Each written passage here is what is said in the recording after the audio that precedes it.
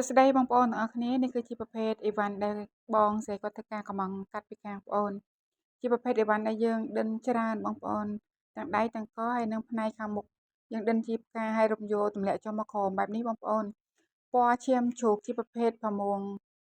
អ៊ីតាលីបងប្អូនស្រស់ស្អាតមែនតើបងប្អូនហើយរាងសាយបងប្អូនចង្កេះគាត់គឺស្អាតណាបងប្អូនជាប្រភេទអាវដៃវែងប៉ោងស្មា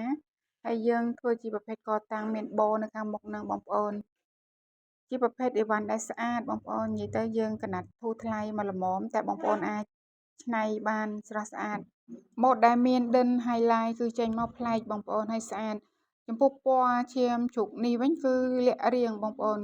ជួយលាក់រៀងហើយយើងច្នៃចេញមកដិននៅកន្លែងចង្កេះបែបនេះក៏ឃើញរៀងចង្កេះយើងទូចដែរបងប្អូនស្អាតនៅខាងក្រៅគឺភ្លឺស្អាតជាងនេះបងប្អូនបើសិនជាបងប្អូនមានតម្រូវការក៏អាចធ្វើការកម្មង់បានដូចគ្នាបងប្អូនអាចកម្មង់តាមអនឡាញក៏បានឬក៏បងមកដល់ទីតាំងផ្ទាល់បានដូចគ្នាផងដែរម៉ូតនេះគឺជាប្រភេទអីវ៉ាន់ភ្ញៀវបងប្អូនតែខ្ញុំនឹងធ្វើទុកនៅក្នុងហាងបើសិនជាបងប្អូនមានតម្រូវការអាចកម្មង់បានអាចនឹងធ្វើជាប្រភេទពណ៌បៃតងហើយនឹងពណ៌សូកូឡាបងប្អូនដោយសារតែម៉ូតនេះស្អាតអញ្ចឹងគឺធ្វើដាក់នៅហាងបងប្អូនដើម្បីឲ្យបងប្អូនបានមកដល់ទីតាំងមើលម៉ូតជាក់ស្ដែងគឺស្អាតបងប្អូនអរគុណ